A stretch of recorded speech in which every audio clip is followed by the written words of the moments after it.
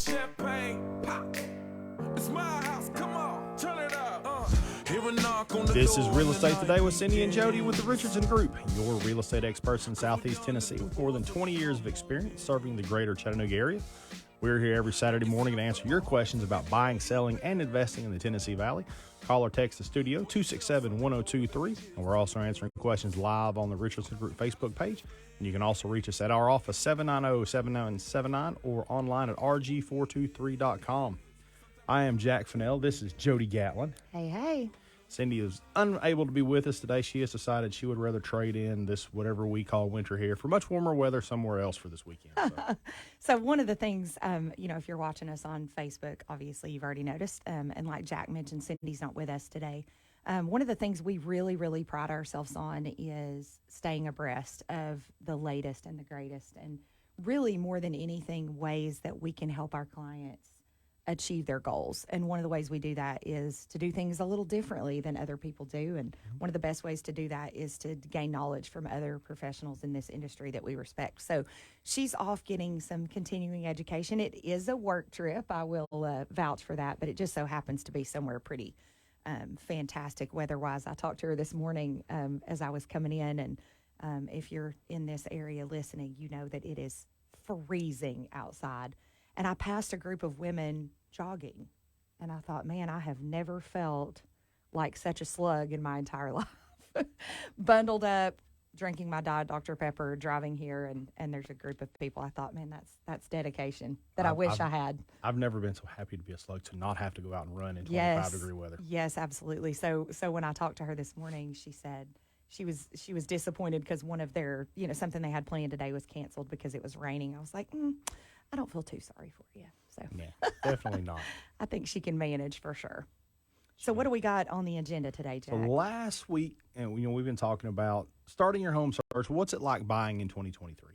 And I think the big thing to remember is we've backed up a little bit as far as what the market looks like. So actually probably about 2018, 2019, kind of that pre-COVID market to where you don't have super high inventory levels, but they're not super low. We're still seeing multiple offers in certain situations.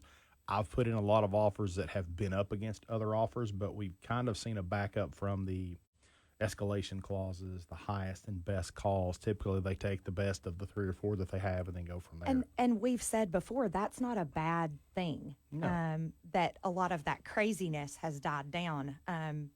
People need to have a home inspection. They need to have some time to think about a decision. And in turn, that usually results in contracts that actually close, because you don't have people that have remorse because they feel like they paid too much or gave up something that they wish they hadn't and then want to knee-jerk and back up on it.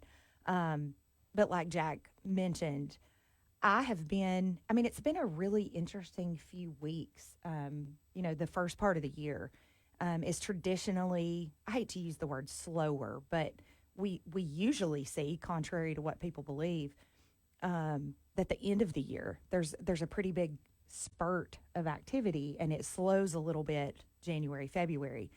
I have listed personally, I think 4 or 5 homes in January that have gone under contract in less than a week and have gotten multiple offers. So, and again, we're going to talk through that. Once you find the house, what happens? What does that look like? But I think that's pretty telling that there still is a shortage of inventory. There still are buyers out there looking. But I think on both sides, for buyers and sellers, the market is actually a little easier to navigate. You have a little more time to think. And from a buyer's agent standpoint, Jack, what does that mean when a buyer has some options and a little more time? I think it's important to realize you have a chance to think through. Make sure your budget's right. Make sure your numbers look good.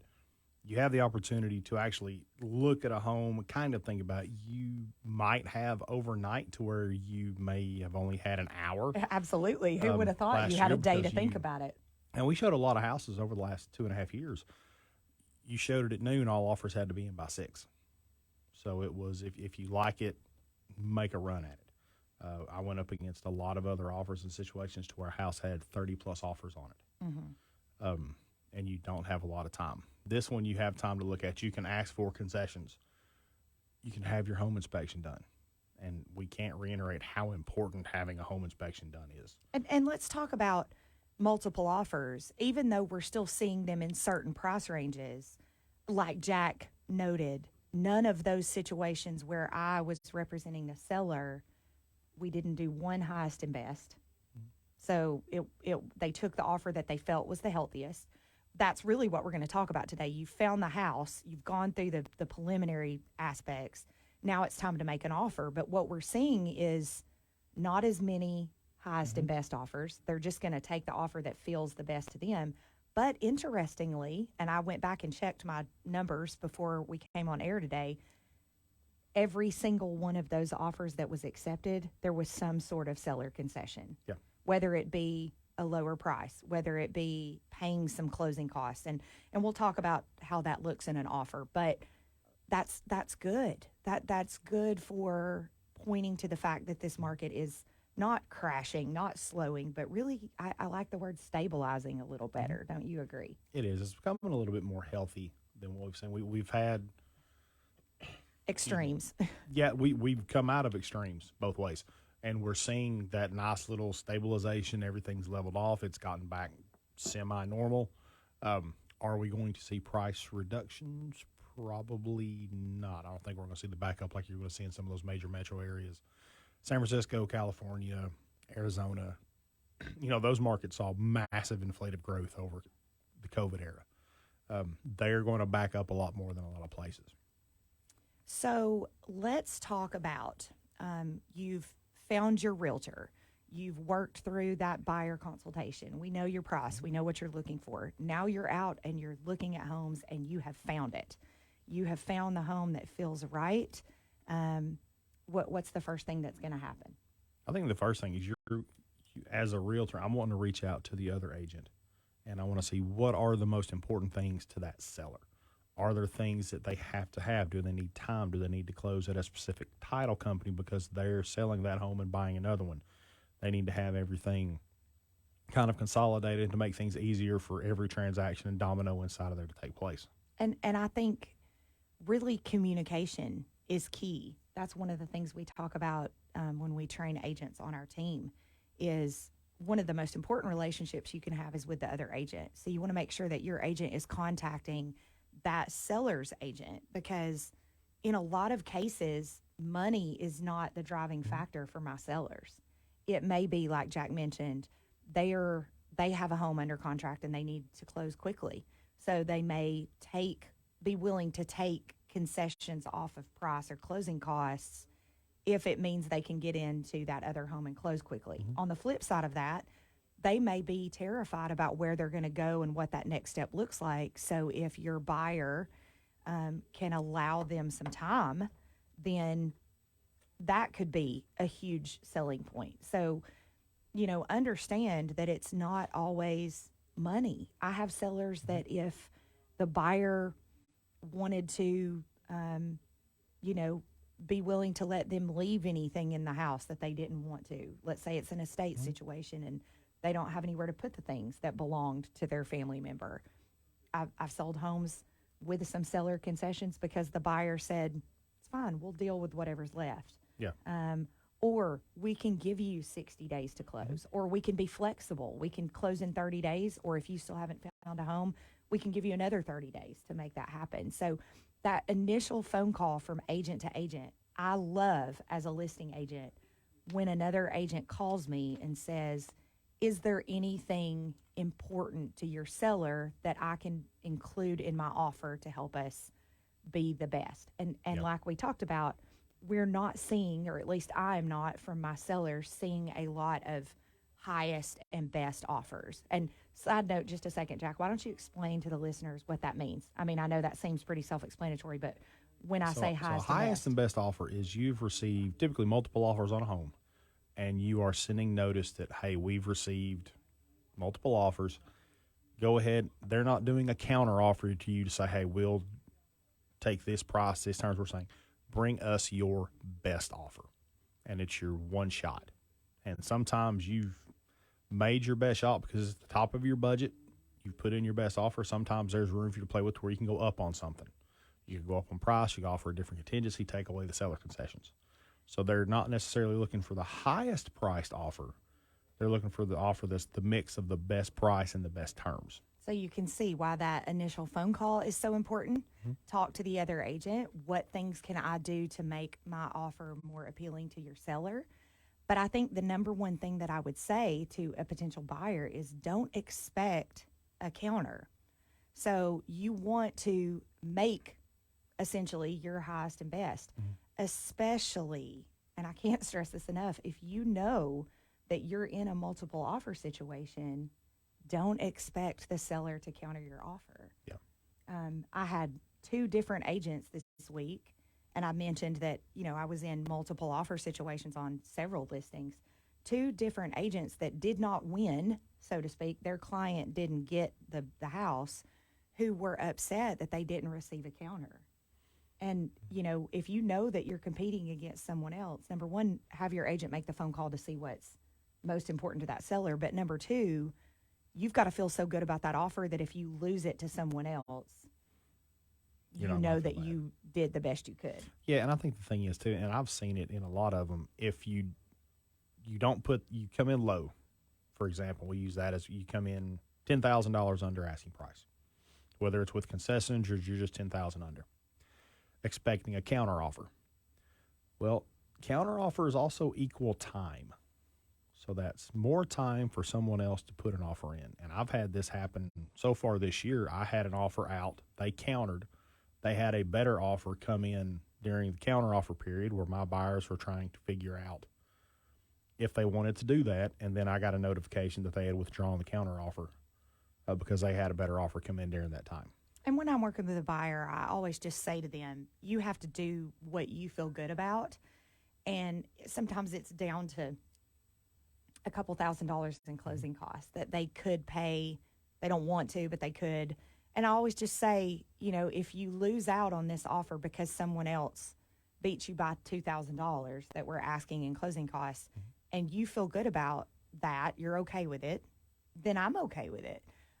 But we want to make sure that we're not doing it expecting a counter offer, because more often than not, you're going to get your heart broken because that's you were willing to do more, but you didn't, quote unquote, put your best foot forward. Yeah, and I think that's an important thing. When you make that best foot offer, you're telling the seller, hey, we're serious about doing this. A lot of times you can put in a offer that kind of rubs a seller the wrong way. And that's something you really want to avoid. Well, if they're coming in this low off the bat, maybe this isn't someone we want to try and go through a deal with. Yep, we can. I think we should talk more about that after definitely. break. Guys, we're going to take our quick break. When we come back, we're going to talk more about making your perfect offer to buy your new home in 2023. This is Real Estate Today with Cindi and Jody. Come around and talk it over. So many things that I wanna say. I like my girls a little bit older. I just wanna use your love tonight. We talk Chattanooga, live, local, and listening to you. 102.3 FM. Who has time to wait around for a guy in his truck to get you a painting estimate? And once you've hounded them enough to get the estimate, you wait and hope they show up to start. Then, cross your fingers they don't take your deposit and leave in the middle of the project, leaving your home in disarray. Hi, Ken Morris here, owner of Painter Ready. We bring structure, predictability, and professionalism to the painting business. Call us today for a free estimate. 648-4408. That's 648-4408, or online at paintchattanooga.com. At Painter Ready, we know businesses are balancing several things when choosing a painting company. It has to be done right, quickly, and at a fair price. But what's often overlooked is making sure the painting company manages the process, because you've got enough on your plate. At Painter Ready, we have a dedicated customer relations coordinator and a project manager to make sure your project is completed according to your needs. It's all part of our Painter Ready difference. Call 648-4408 for a free professional quote. That's 648-4408. Hi, I'm Barbara Corcoran.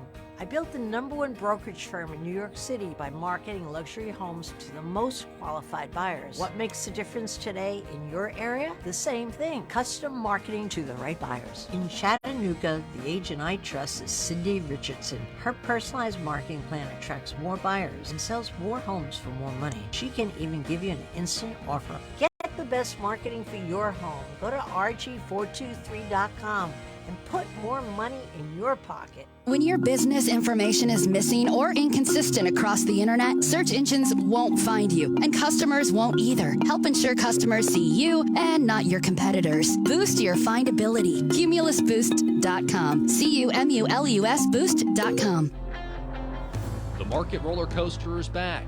Find out what it means for your retirement on Retirement Straight Talk with Morgan Hill, Sunday at 10, right here on the Talk Monster.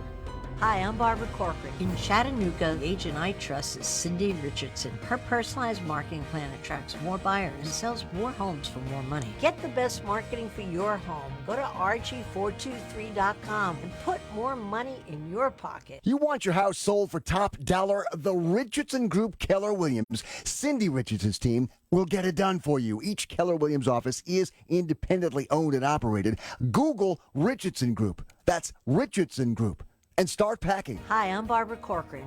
I built the #1 brokerage firm in New York City by marketing luxury homes to the most qualified buyers. What makes the difference today in your area? The same thing, custom marketing to the right buyers. In Chattanooga, the agent I trust is Cindi Richardson. Her personalized marketing plan attracts more buyers and sells more homes for more money. She can even give you an instant offer. Get the best marketing for your home. Go to rg423.com and put more money in your pocket. Talk Radio 102.3. You may find yourself in a beautiful house with a beautiful wife, and you may ask yourself, well, how did I get here? Welcome back to Real Estate Today with Cindi and Jody. Get your real estate questions answered on the air. Call or text to the studio at 267-1023. We're also answering questions live on the Richardson Group Facebook page. And as always, Real Estate Today is presented by Offers Instantly. Not all guaranteed offers are created equally. Take advantage of Offers Instantly to get the best guaranteed cash offer on your home in 24 hours with no showings, repairs, and best of all, no problems. Go to offersinstantly.com or call 205-INFO for more details. Each Keller Williams office is independently owned and operated. So before we left, we talked about the things you need to know that are important to the seller when you write your perfect offer for 2023. One of the other things we also talked about is, put your best foot forward. Don't expect a counteroffer. Go ahead and swing for the fences when you make your offer. Make your absolute best offer that you can. And one of the things that we also look at, too, is what are the days on market? This hasn't been an issue we've kind of gone through in the last 2.5 years. Until What are days on the market? Yeah, for real, absolutely. 5. Yeah, And exactly. that includes under contract and inspections. I think days on the market can be a little bit deceiving sometimes. You have to kind of understand how the system works. But they can also, especially if you're in a very popular price range, difficult price range as far as inventory. So things go really quickly in your price range. And then you see a home that's been on the market 2-3 months. What does that usually point to? Typically, if you've had one that's been on for 2 or 3 months, there's either some type of issue or it's a very particular home that requires a very particular buyer. Or I think sometimes that can just mean maybe they're a little overpriced. And we jokingly say you don't necessarily have to be the best. You just have to be the best in your price range right then. And it is very evident that when you get in the sweet spot price-wise, almost immediately you get really increased activity. All right, guys, we got a call on. Paul's with us. Paul, how are you doing today? Hey, Paul. Hey, good morning. Hey, got a question for you. Yes, sir. Basically, I want you to clear my conscience for me. Oh, dear. Okay. My father passed away. I'm sorry. My sister and I are the estate. I'm the executor. Paul, we're losing you. I'm sorry. All I heard was that you were the executor. Hit me again. Okay. We are selling my father's condominium in Pennsylvania, actually. Okay. And I fudge this with Pennsylvania law, I understand.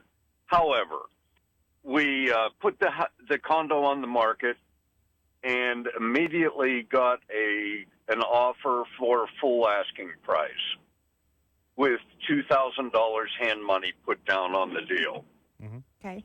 Everything went fine until suddenly, basically a week before closing, the buyer decided she wanted out of the deal. Okay. There were no contingencies on the deal other than that she get a mortgage, which she did, and everything else was fine. We said, well, if she wants out of the deal, then we'll eat the hand money, and she'll be out the hand money, and that'll be that. Okay. I was hit with everything from, well, she's a little old lady. How about we give you half the hand money? I said no. It was within a week of putting the house on the market. No, there are other deals out there. I've now wasted a month of listing on the condo. We went back and forth. The seller's agent said, then we'll go to arbitration. I said, fine, we'll go to arbitration. Okay. 2 weeks later, my real estate agent asked for the buyer's information so that it could be placed before the magistrate for the arbitration hearing, at which point the buyer backed down and gave us full hand money. Okay. Here's my question after all of that preamble. Was I a jerk in insisting on the full hand money back? Let me say this. So first of all, let me preface this by saying we don't know anything about, you said Pennsylvania, correct? So Pennsylvania law, Tennessee law, just my disclaimer, may be different. In the state of Tennessee, when you say hand money, we refer to that as earnest money, just so the other listeners understand what we mean. Earnest money is essentially good faith money. And in the state of Tennessee, depending on what the contract says, there are basically 3 outs in which a buyer can walk away, quote unquote, walk away, terminate their side of the contract and receive their full earnest money back. And those are very clearly outlined stipulations. So just again, I'm not in Pennsylvania, but in Tennessee, you're allowed to have an inspection period. You can choose to waive it.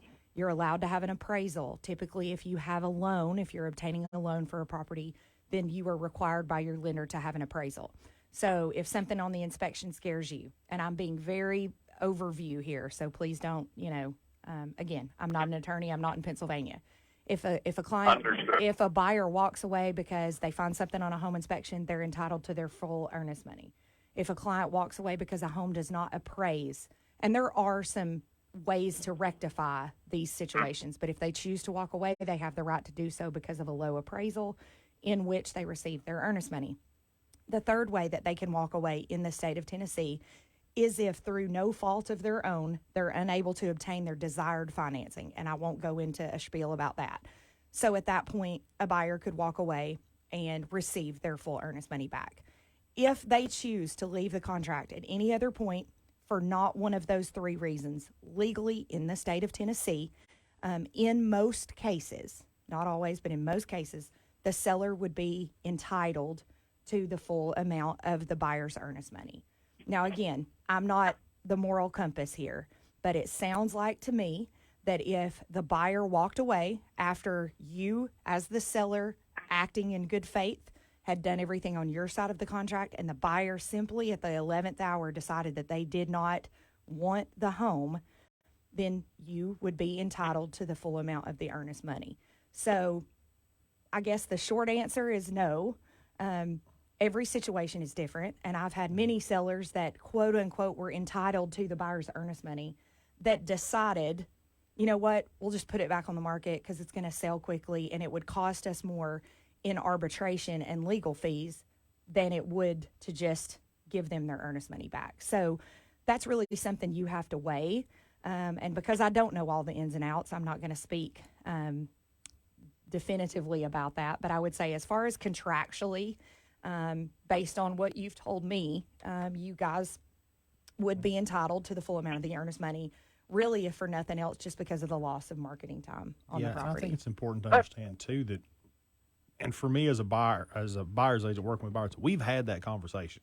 So in advance that if you decide to walk away because the sky's blue on Tuesday, you're 99% sure going to lose your earnest money. You're forfeiting that, and You're forfeiting as part of it. So in advance. So walking away from it, in advance. Now, you can try and arbitrate or ask nicely, however you want to look at it. But as a seller, you're well within your right to do that if the situation, and chances are that's why they backed out of arbitration on it, because they knew that if it went to arbitration, they weren't going to side with him anymore. All right. Yeah. And I think, Great. did you get another offer on the property? Within a month, we had another full offer, so we wound up fine. However, it was obviously, this goes back 9 months at this point. Mm-hmm. It was very hot market. We knew we were going to get another offer for it. It was a reasonable price for the condo. I just, as I say, was looking to clear my conscience and say, no, you're not a jerk. Yeah, Well, and again, to play devil's advocate, sometimes the amount of time that it takes to arbitrate a situation, because you can't sell it as long as you're in arbitration with another contract. So sometimes it's worth giving someone back their earnest money just so we can expedite that process and get it back on the market. We don't want to lose any more time. So, I've seen situations where legal contract disputes spread out for months and months, and that is really loss of time on the market. So for the couple $1,000s that you would receive, you've lost much more than that in another potential offer or legal expenses. So hope that helps you. Every situation's different. I've seen literally everything in my career in this industry. But, no, as far as if that happened in the state of Tennessee, I feel like based on what you told me, you were within your legal rights. All right. And that hand money becomes taxable income to the estate. Is that correct? Again, I'm not in Pennsylvania, so that would be a Understood.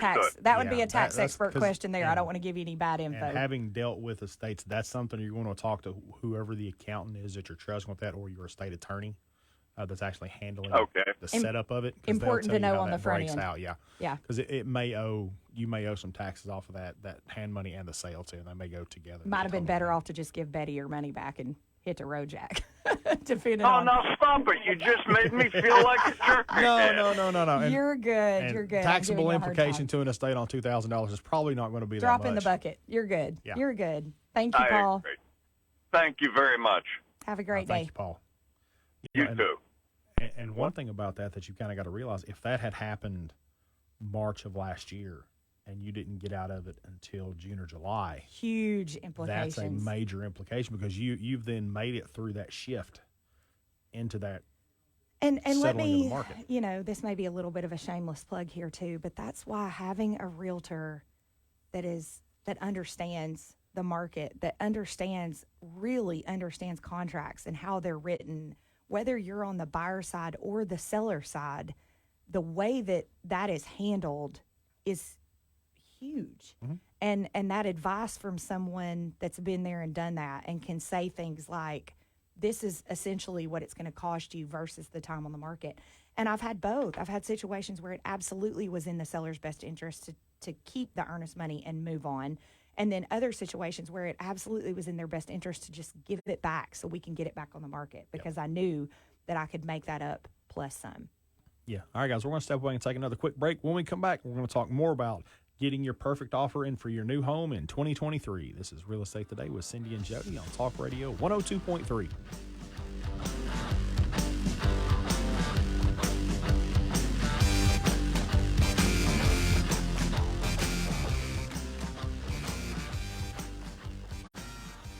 WGOW. Discussing your pressing issues. Gun violence is getting out of control. Talk Radio 102.3.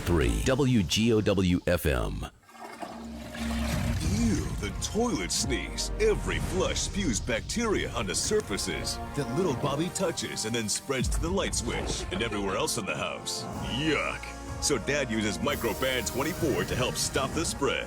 It's the only sanitizing disinfecting spray with a long-lasting shield that keeps killing 99.9% of bacteria on surfaces for up to 24 hours. Be confident you're protecting your family with Microban 24. Don't just sanitize it, Microban it.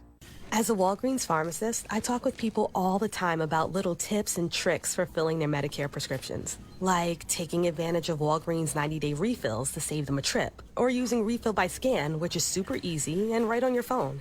And for anybody worried about prescription costs, I say, hey, we got you, with low-cost copays on many medications. Let's talk about making things easier. Walgreens is here. Fill your way and save at walgreens.com/Medicare. See pharmacists for restrictions and exclusions. Hi, I'm Barbara Corcoran. In Chattanooga, the agent I trust is Cindi Richardson. Her personalized marketing plan attracts more buyers and sells more homes for more money. Get the best marketing for your home. Go to RG423.com and put more money in your pocket. For adults with moderate to severe plaque psoriasis who are candidates for systemic or phototherapy, now there's Skyrizi, Risankizumab Riza, a prescription-only 150 milligram injection. With Skyrizi, 3 out of 4 people achieve 90% clear skin at 4 months, and Skyrizi is just 4 doses a year after 2 starter doses. Nothing in me go hand in hand. Nothing on my skin, that's my new plan. Nothing is every day. Don't use if allergic to Skyrizi. Serious allergic reactions and an increased risk of infections or a lower ability to fight them may occur. Before treatment, your doctor should check for infection and tuberculosis. Tell your doctor if you have an infection or symptoms, such as fever, sweats, chills, muscle aches, or cough, or if you plan to or recently received a vaccine. With Skyrizi, you could achieve 90% clearer skin. Ask your doctor about the #1 dermatologist prescribed biologic in psoriasis and visit skyrizi.com or call 1-866-SKYRIZI to learn more. Hi, I'm Barbara Corcoran. I built the #1 brokerage firm in New York City by marketing luxury homes to the most qualified buyers. What makes the difference today in your area? The same thing, custom marketing to the right buyers. In Chattanooga, the agent I trust is Cindi Richardson. Her personalized marketing plan attracts more buyers and sells more homes for more money. She can even give you an instant offer. Get the best marketing for your home. Go to RG423.com and put more money in your pocket. I'm Martin Hoke, the inventor of Navage Nasal Care, and I love Navage. I've told you about how your nose is the body's air filter, that Navage's powered suction will help flush out allergens, viruses, mucus, and germs, and that Navage will help you breathe better. But what do other people say about Navage? Like Josh, quote, "After walking around my whole life being a mouth breather, I was excited to try Navage. I read the directions carefully, pressed the button, and oh my gosh, what a sensation. So much mucus, so much crud, but oh sweet, merciful air, I can finally breathe you through my nose. Never have I ever taken such an amazing breath in my life. This is a life changer," unquote. He's one of over 100,000 online reviews praising Navage, the all-natural solution trusted by over 3 million people to help you breathe better, sleep deeper, snore less, and stay healthier without drugs. Navage is available at Walmart, CVS, Walgreens, Target, Rite Aid, and online. Navage, Navage, clean nose, healthy life. You want your house sold for top dollar? The Richardson Group Keller Williams, Cindi Richardson's team, will get it done for you. Each Keller Williams office is independently owned and operated. Google Richardson Group. That's Richardson Group.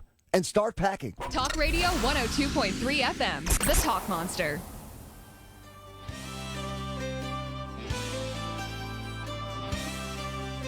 Welcome back to Real Estate Today with Cindi and Jody. Get your real estate questions answered on the air. Call or text the studio 267-1023. We're also answering questions live on the Richardson Group's Facebook page. So before we left, Phil, I want to thank you so much for the call. We were talking about writing your perfect offer for your new home in 2023 and what that looks like. So we've talked about a lot of different things about finding out what's important to the seller. What are some little insights you can have before you write your offer? We also talked about putting your best foot forward and don't expect a counter offer. We're not seeing a lot of offers, and what I am seeing on counter offers are more so you're countering semantics, which is title company, closing date, because you actually set closing date on President's Day, things like that. I'm pretty notorious for that. Yeah, unintentionally. I am too. Yeah, we'll close on a holiday, and Yeah. Pace, our contract coordinator, loves when I do that. So, actually, our managing broker, she loves it. She loves when I screw up. But like Jack said, what we're seeing counter-wise right now is really just cleaning things up more so than changing the terms. one of the things that, and I think it's important to mention, is full price offers. How often do you truly see a true full price offer Right now, not many. Okay. And I get other agents very often that say to me, well, we made a full price offer. It's important to understand that really what a seller is looking at is the net to them. So if you offer quote unquote full price, then ask the seller to leave a refrigerator, pay $5,000 in closing costs, and cover title expenses, you did not make a full price net offer to a seller. So a full price offer with concessions is not a full price offer. There's nothing wrong with that. Absolutely asking for what you need and making that work. But sometimes the way to get your closing costs paid, if that is the most important thing to your buyer, which is okay, is if your agent has done their homework as far as comparable properties, comparable sales in the neighborhood and the area, then there are ways to get a full price net to the seller. For example, raising the purchase price to cover the closing costs that you're asking for still gets the buyer from A to Z where they need to be, but it doesn't affect the bottom line to the seller. Yeah. And I think that's important to realize. And when I sit down and I actually talk to buyers as we're going through the process, I really cover two rules with them. And I kind of talked about them earlier, but don't lowball the seller so bad that you insult them and they decide not to play ball with you. Because a lot of times they won't counter. They'll just let the offer expire, and you have to figure out and write another offer. They may still reject it because they figure if you're in that position to begin with, they may not want to deal with you. And the second one is going to be, don't expect a counter offer. Make your best foot forward, because if you give someone time, something can go wrong. And I kind of talked about it so far this year. I've been beat out during a counter offer period by a better offer. Absolutely. And understanding the activity in that price range. Like I said in the beginning of the show, 4 listings in a week, all 4 sold in basically 24 hours with more than one offer because that price range was so active. If you know you're playing ball in that price range, get creative. Sometimes $500 is the difference. I had one offer where essentially they were the exact same offer. They were using the same lender. The price was within $1,000 of each other. Really, the terms were what set the offer apart that won, because their agent called and said, what is important to this particular seller? And I was able to share with them, with my seller's permission, these are the things that are most important to them. That was the only thing that set them apart. But sometimes it's as simple, Cindy and I have laughed with net sheets where we're looking at offers and they are identical. So an offer that's $500 more, which sounds really silly, but if the terms are exactly the same, my people really want this house and it's listed for $250,000, if I write the offer for $250,500, that $500 may be what beats out the other offer. So get creative. When you talk to the other agent, if there's something that you can do, get creative on how that works. Yeah, and I think, we talked about purchase price, and I think the other part of that is what are the contingencies inside the offer? What are the things that the buyer's going to do on their side? Are you doing inspections? What type of financing contingencies do you have? There's a big difference between doing a financial contingency with a local lender than a large online. And we've talked about that before. If you can strengthen your offer with a local lender, one of the best ways to set yourself apart. Knowing the difference between pre-qualified versus pre-approved. It's one thing to be qualified. It's another thing to have gone through the underwriting process. You have provided the lender with documentation. You are much less likely to be a risk from the financing standpoint with a local lender and a pre-approval than a big box lender with a pre-qualification. And if that is the case, it is so important that your agent communicate that with the agent on the other side of that transaction so that they know that you're not a risk from a financing standpoint. That's immediately going to make the seller feel better. Condition of the property is something to consider. I have a listing right now that needs a lot of cosmetic work. It's priced accordingly. We know that. The seller knows that. Every buyer that walks in the door knows that. And I received an FHA offer versus a couple of conventional offers. From a lending standpoint, Jack's been in the lending industry for years. What's the difference between a conventional and some other types of financing? Big thing when you get down to the other types of financing, when you step away from conventional, FHA, USDA, VA, is the appraisal. The appraisals are a little bit different. Yes, they're looking for value, but they're also looking for safety.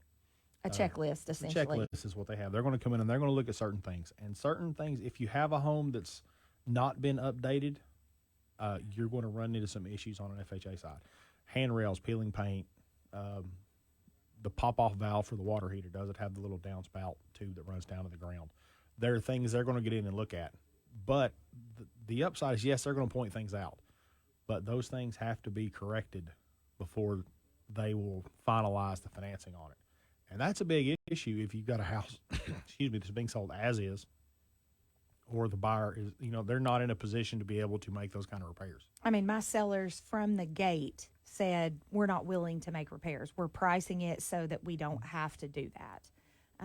We left it open to the possibility of additional financing types, but essentially a conventional offer beat the others out because the likelihood of the lender requiring repairs is significantly smaller. So the offer net to the seller is a little less, but the risk is much lower. And so for them, that made sense. Inspections. Again, as a listing agent, I want buyers to do home inspections because I want them to feel good about it. The likelihood of the contract falling apart is much lower. So some of the ways to do that: short inspection periods. Make that inspection period as short as you comfortably can, because essentially the inspection period is the amount of time that you're asking the seller to leave the house off the market while you decide if you're going to move forward. So the quicker the better. I've had a lot of agents, and I know you guys try to do this whenever you can. Go ahead and have the home inspector lined up so that if you get the offer accepted, you've already got the home inspection scheduled. Yeah. And I think right now, the way things are in the market and the way things have kind of stabilized themselves out, a 5-day home inspection isn't anything crazy. I typically do 7. I never go past 7 days. 'Cause you start getting into semantics once you go past that, because you have your inspection period and then you have your resolution period. So that's actually when you actually negotiate any repairs that you want to have done. So if you do a 10-day inspection period and a 5-day resolution period, we're over 2 weeks off the market. You're 15 days in. But the thing is, if you're financing it, by the contract, you have to have your appraisal ordered by day 14. And if you're still on the fence about repairs and you have to pay for that appraisal before you finish your repair negotiations, that can create a problem. So typically, if we can have that done within the first week, 8 to 9 days, that helps out a lot of people. It makes a seller feel a lot more secure knowing they're not going to have it tied up for 2 weeks off the market if they have to go back in. One interesting addition or change to the forms this recently was, now there's a checkbox where a buyer notifies a seller that they're not going to ask for repairs. Now, that doesn't mean that they can still terminate the contract during that inspection period. But essentially, they're saying, we'll take it or leave it. So we're going to have a short inspection period, no resolution period. If something big scares us, we reserve the right to walk away during that inspection period, but we're not going to ask your sellers to repair anything. And that's huge, because you're going to know, are they staying? Are they going?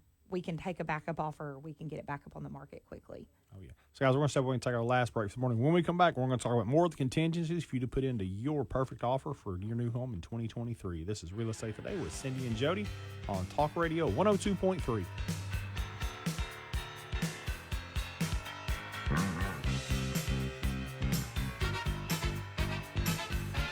WGOW, where the talk gets real. Wake up, America. The Democrats are destroying the country. Talk Radio 102.3, WGOW FM.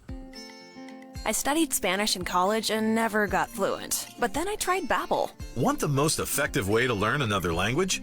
In just 15 minutes a day, Babbel's bite-sized lessons will have you learning another language in as little as 3 weeks. Babbel is all conversation-based, so it gets you speaking quickly about things you actually talk about in the real world. You'll really see a difference in how you can speak and how conversational you can be in just a few weeks. Babbel isn't just lessons. You can listen to podcasts, play games, watch videos. You can even take live online classes with a language teacher. There are so many ways to learn with Babbel. The lessons online and in the app make it easy to learn from pretty much anywhere. University studies have shown that using Babbel for 15 hours is equivalent to a semester of college Spanish. If you want to learn a new language, there's no better way than Babbel. Go to Babbel.com to try for free. That's Babbel.com. Babbel.com. The all-new Chattanooga Boat Show returns February 2nd through the 5th at the Convention Center. Boating's a great way to spend more time with the family. Shop, compare, and purchase your family's new dream boat. Hundreds to choose from. Pontoons, wake surf boats, fishing boats, and more. Tickets on sale now. Visit ChattanoogaBoatShow.com. For adults with moderate to severe plaque psoriasis who are candidates for systemic or phototherapy, now there's Skyrizi, Risankizumab Rizza, a prescription-only 150 milligram injection. With Skyrizi, 3 out of 4 people achieve 90% clear skin at 4 months, and Skyrizi is just 4 doses a year after 2 starter doses. Nothing and me go hand in hand. Nothing on my skin, that's my new place. Nothing is everyday. Don't use if allergic to Skyrizi. Serious allergic reactions and an increased risk of infections or a lower ability to fight them may occur. Before treatment, your doctor should check for infection and tuberculosis. Tell your doctor if you have an infection or symptoms, such as fever, sweats, chills, muscle aches, or cough, or if you plan to or recently received a vaccine. With Skyrizi, you could achieve 90% clearer skin. Ask your doctor about the #1 dermatologist prescribed biologic in psoriasis and visit skyrizi.com or call 1-866-SKYRIZI to learn more. Hi, I'm Barbara Corcoran. In Chattanooga, the agent I trust is Cindi Richardson. Her personalized marketing plan attracts more buyers and sells more homes for more money. Get the best marketing for your home. Go to RG423.com and put more money in your pocket. Selling your home? If you just want it listed, you can call any agent. If you want it sold, call Cindi Richardson. Cindi runs the Richardson Group Keller Williams, which I'm sure you know by now. Who doesn't? And of course, each Keller Williams office is independently owned and operated. Cindy's the one I would trust if I were selling my house. They will put together an individual marketing plan for you that will give you assurance that the offer you're holding is the best offer you can or will get. And what I really like is the way they develop an individual marketing plan for you, so it isn't just sell your home and see what happens, but also helps you find your next home so you don't end up homeless. The Richardson Group's marketing system is on a whole different level than the average agent. Oh, and I need to mention this because it's important to so many. Cindi can give you an immediate cash offer for your home, so you don't have to worry about fix-ups or showings or anything if you want to go that route. Find them at RG423.com or just Google Richardson Group. That's Richardson Group. And start packing. You want your house sold for top dollar? The Richardson Group Keller Williams, Cindi Richardson's team will get it done for you. Each Keller Williams office is independently owned and operated. Google Richardson Group. That's Richardson Group. And start packing. Talk Radio 102.3.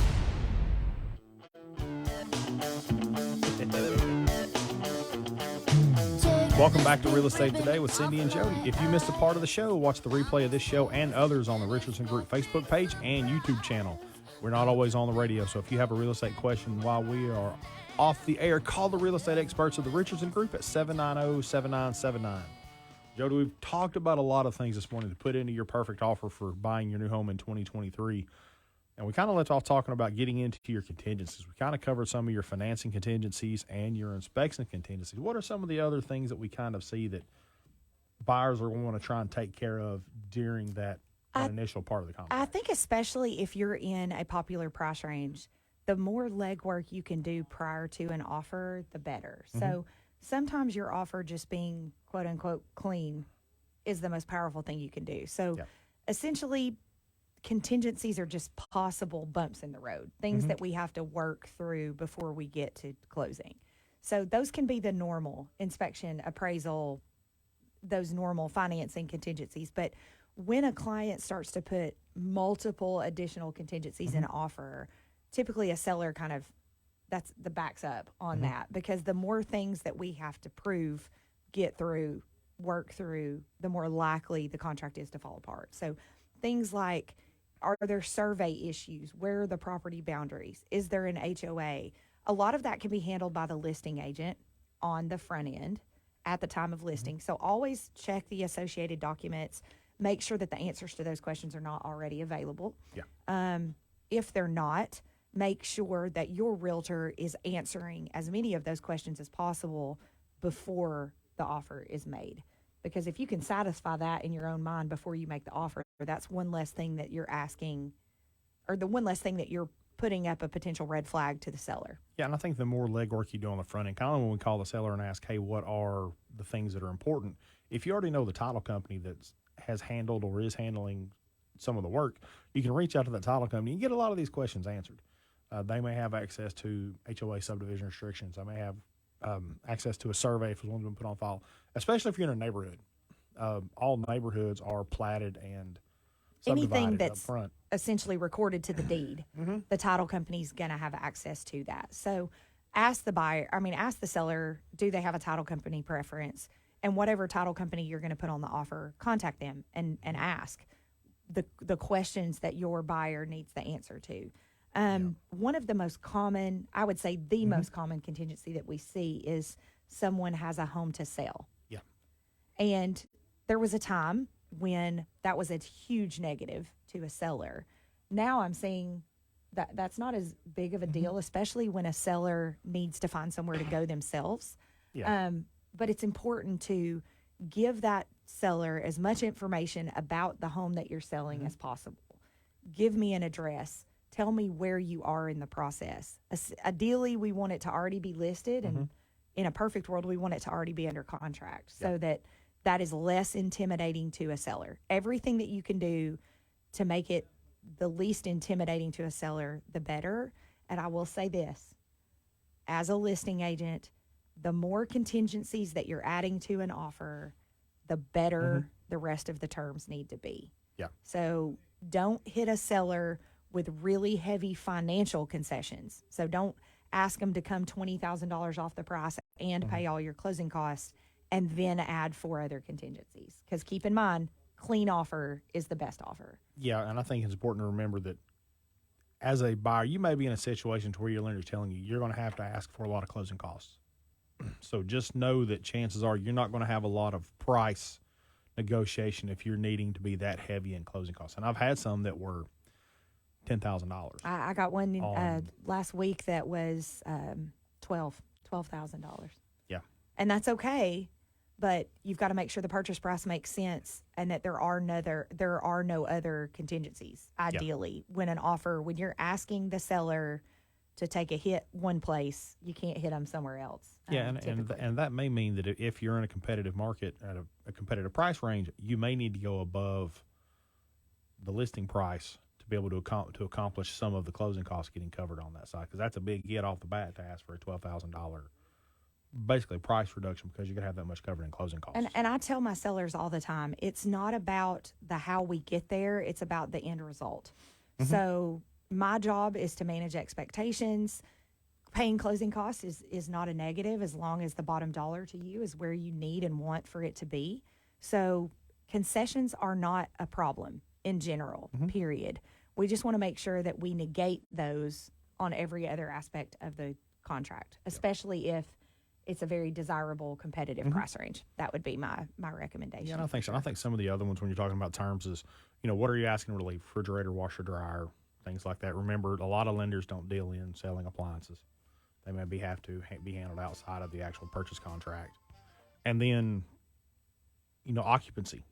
Do you need to get into the home early because you're getting out of rental? Does the seller need to stay a little bit after closing? Those are some things that you may need to work out and negotiate too. Buyer letter, the family love letters. What do you think? Don't do it. Make me a great offer. Yeah, do the great offer. Don't create a possible fair housing violation.